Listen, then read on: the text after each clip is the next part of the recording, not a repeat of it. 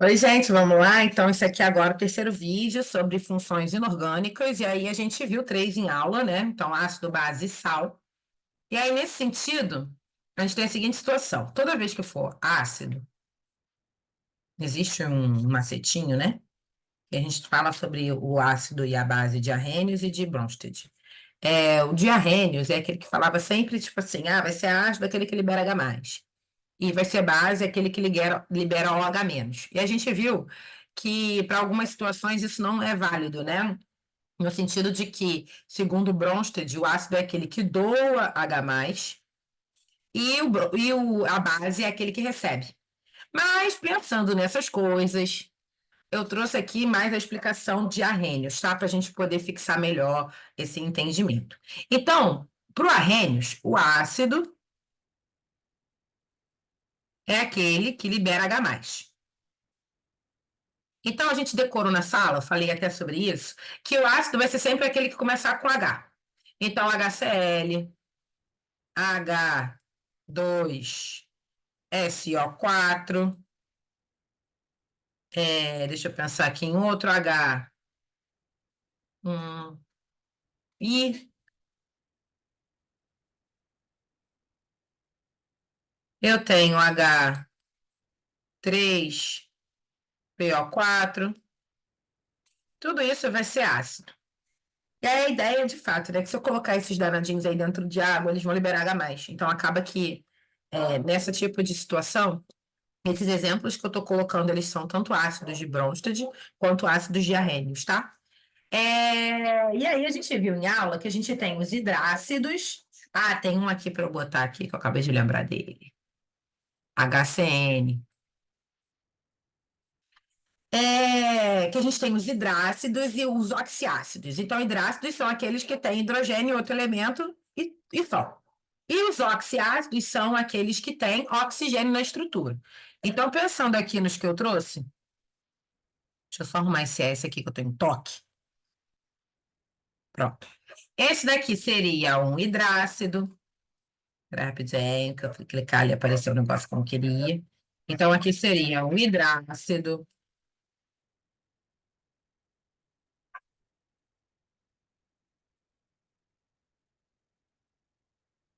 Os cachorros de lá eu fico meio desorientada. Aqui tem oxigênio, então vai ser oxiácido.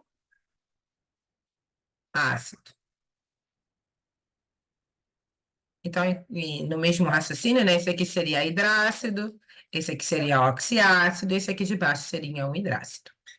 E aí eu podia fazer, vamos ser mais inteligentes, aproveitar a tecnologia, né? Que às vezes eu reclamo em sala que eu não consigo copiar e colar as coisas. No computador eu consigo, né? Então aqui, ó, seria um outro hidrácido e aqui um outro hidrácido. E aqui eu tenho o oxiácido. Tem alguém fazendo obra aqui em casa, aqui do lado, né? E aí eles ficam ensandecidos. Mas vamos lá então, ó. Começou com H, vai ser ácido. Vamos botar umas regrinhas assim, para tentar melhorar a situação. E aí, o que que acontece? Nesse sentido, então, estamos falando de funções inorgânicas. Nesse sentido, a gente tem HCl como hidrácido, H2SO4 como um oxiácido, porque hidrácido não tem oxigênio, oxiácido tem, inclusive o nome é até bem sugestivo, né? Óxido de oxigênio. E aí a gente viu essa primeira situação. Agora é o seguinte: a gente precisa entender a força desses danadinhos. Então, vai ser forte, um hidrácido. Ele é considerado forte quando a gente tem o H ligado em Cl, ligado em Br, ligado em I. Se o nosso hidrácido estiver ligado em um desses três, ou seja, HCl, HBr ou HI, ele é um hidrácido forte. Então, se a gente for ver aqui, ó, esse daqui é forte. Deixa eu escrever forte, para de preguiça. Esse outro aqui também, o HI, é outro forte. Agora vamos ver o outro aqui, HCN. É H ligado em Cl? Não. É H ligado em Br? Não. É H ligado em I? Não. Então ele é fraco. Esse daqui, ele é fraco.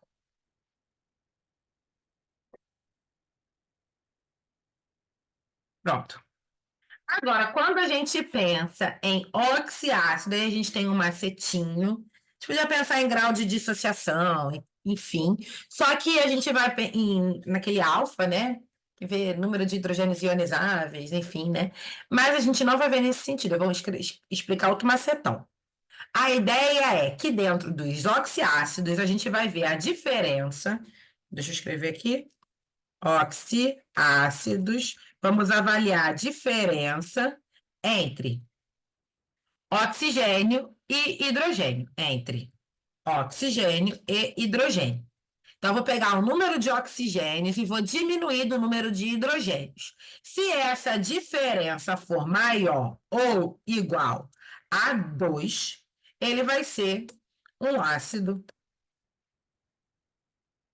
forte. Caso contrário, ele é fraco. Então, vamos ver aqui o ácido sulfúrico. Quantos oxigênios ele tem? 4. Quantos hidrogênios ele tem? 2. Se eu pego 4 e diminuo de 2, dá 2. 2 é maior ou igual a 2? É igual a 2, né? Então, ele vai ser um ácido forte. É desse jeito. Desse jeito, galera. Então, aqui, ó. Vou copiar só o forte aqui, que eu tô evitando a fadiga. Então, então ele aqui vai ser forte. Agora, vamos pro... Eu acho que, se não me engano, esse é o ácido fosfórico. Quantos oxigênios esse aqui tem, o ácido fosfórico? 4 oxigênios. Se ele tem 4 oxigênios e ele tem 3 hidrogênios, 4 menos 3 dá um e um é menor que 2, né? Logo, ele é fraco. Então, a ideia da estrutura de ser ácido forte ou fraco vai de acordo com a situação. Então, ele vai ser um hidrácido forte quando ele tiver o hidrogênio ligado no Cl, hidrogênio no Br, hidrogênio no I. Se ele for um oxiácido, tiver presença de oxigênio naquela estrutura, ele vai ser forte. Quando a gente diminuir a quantidade de oxigênio para hidrogênio. Diminuiu o oxigênio do hidrogênio. Se der um número maior ou igual a 2, ele é forte. Senão, ele é fraco, né? Então, aqui, HCl é forte, porque é um hidrácido de H ligado no Cl. O HI é forte, porque é um H ligado no I. HCN é fraco, porque é um H ligado no CN. Em contrapartida, os oxiácidos, H2SO4 é forte, porque o oxigênio tem o 4, tira o 2 do hidrogênio, fica 2, ele é forte quando essa diferença for maior ou igual a 2. E H3PO4 vai ser fraco, porque 4 menos 3 dá 1, e isso caracteriza aquele ácido como fraco. Vamos pensar agora na base. Deixa eu descer aqui um pouquinho. A base é o seguinte, base, a gente precisa entender que aí, de acordo com o Arrhenius, libera OH-. E de acordo com o Bronsted, ele é receptor de H+, né? E aí na aula a gente até colocou um exemplo de HCl ligado num HN3, acho que foi, isso, foi, numa amônia, e aí a gente teve o amônio, que é o NH4, positivo, enfim, né? E aí dali a gente, depois eu falo sobre isso quando eu for falar de sal. Mas a ideia, então, quando eu penso em base, hoje o Toguro tá que tá. Quando eu penso em base, a gente vai pensar nessa ideia do OH, tá?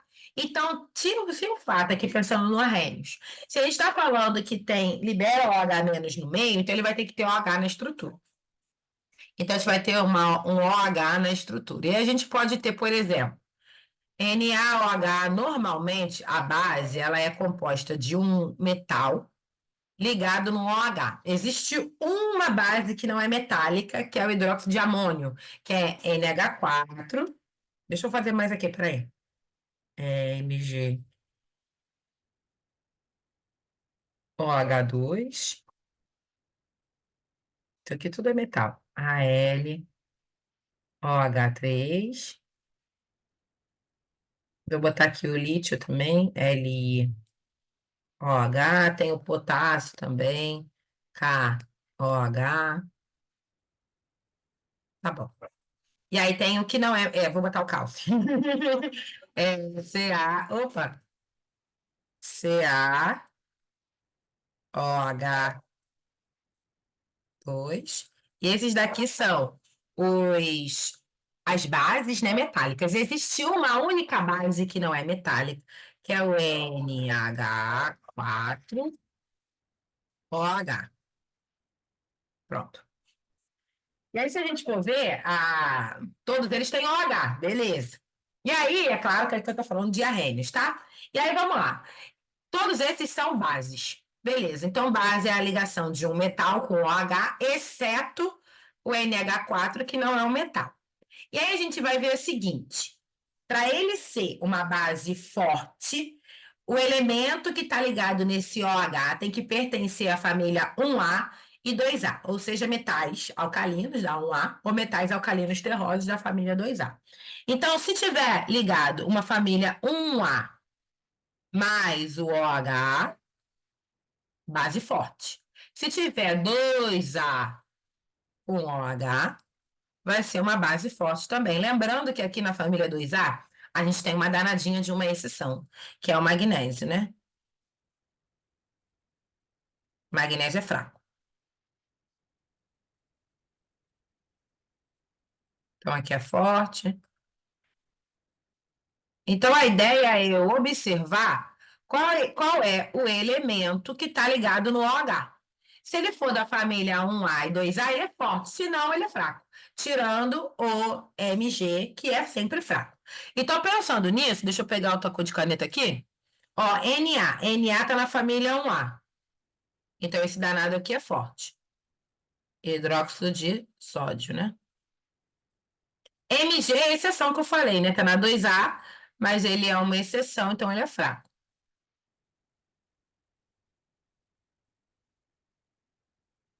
Aí vamos lá, alumínio. Alumínio tá na família 3A. 3A é 1A? Não. É 2A? Não, então ele é fraco. Aqui é fraco.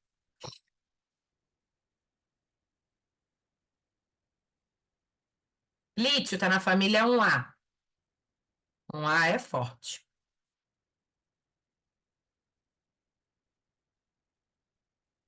Potássio tá na família 1A. Forte.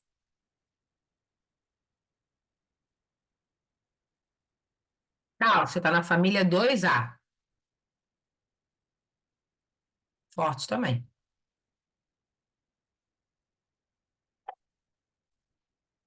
O nitrogênio aqui é da família 5A, né? Ele nem é ácido, tá? Mas é a exceção daquilo que a gente comentou sobre a ligação de OH com metal, né? 5A, então, vai ser fraco. Não é 1A nem 2A, certo? Fraco. E aí tem um detalhinho que eu esqueci de falar, que toda a base ela tem um pH de 7 até 14, variando, né, nessa faixa. E aí, nesse caso, caracteriza. Não inclui o 7 aqui, não, tá? O 7 é neutro. Então, aqui ele é considerado básico ou alcalino, que é sinônimo. Não consigo me concentrar direito com meus cachorros latindo. Ou alcalino. Tem que lá ver o que que é. Deve ter gente passando na rua, cachorro, alcalino. Ó, escrevi errado, tá vendo? Como eu não consigo me concentrar.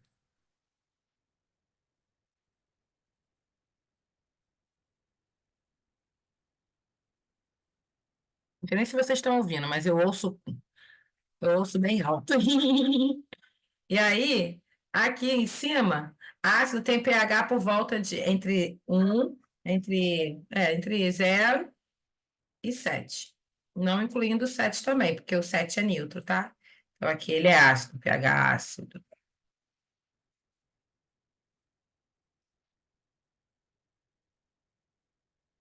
Pronto. E aí agora, para terminar as funções orgânicas que a gente viu, tá faltando os sais, né? Então, o sal, ele advém, né, da reação de um ácido mais uma base. E aí, quando eu junto um ácido com uma base, eu formo sal mais água. Então, vou botar um bem tranquilinho aqui, só para a gente entender essa ideia.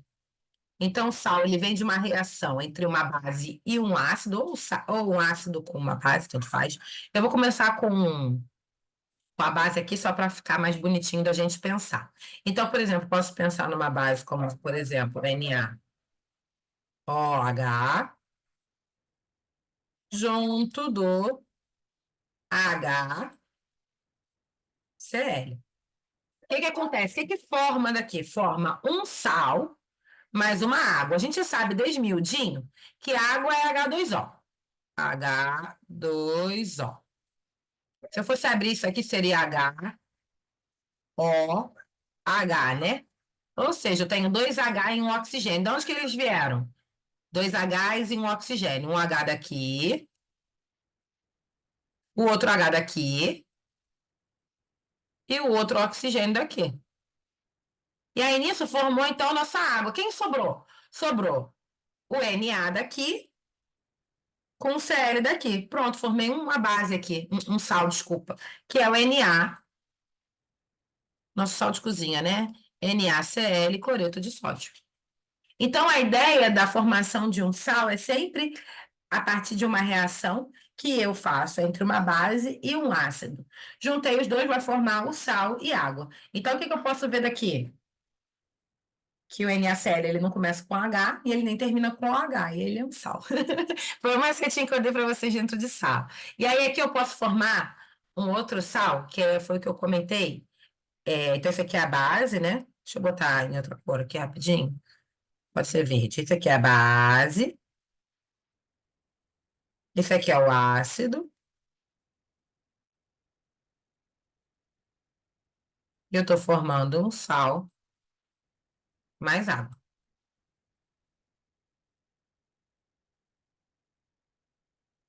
Então, essa é a ideia, né?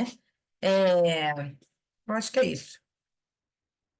Acho que é isso, tá bom. Então, essa aqui foi a parte da aula de função inorgânica, ácidos, bases e sais. E, vou fazer só uma observação aqui. Lembrei que eu queria falar. Tinha um negócio para falar, eu estava esquecendo. Vou só botar deixa eu botar de preto. Um adendo aqui, uma OBS. Não vou falar, não é sobre sal, não, tá? É sobre aquela ideia que a gente comentou sobre base de Bronsted. Então, vamos supor aqui que eu quero juntar um HCl com um NH3. Isso daqui vai formar um NH4. Deixa eu botar aqui uma carga positiva, é só um detalhe, tá? Mais um Cl menos. O que está acontecendo aqui? O HCl, ele é um ácido, a gente já sabe, porque, por exemplo, ele começa com H. E além disso também, ele está doando esse H dele aqui para o NH3. Ó, o NH3 tinha três hidrogênios, agora ele pegou esse aqui e ficou quatro, tá vendo? Então, esse daqui, NH3, ele é considerado uma base de Bronsted, porque ele está recebendo aquele H+. Se vocês forem ver, o NH3 não é OH. Aqui ele não está com aquela estrutura de arrênios que a gente comentou agora há pouco, mas ele está recebendo esse H+, que o HCl está doando para ele. E aí, nesse caso, ele é chamado de base de Bronsted. Posso até escrever. Base de Bronsted.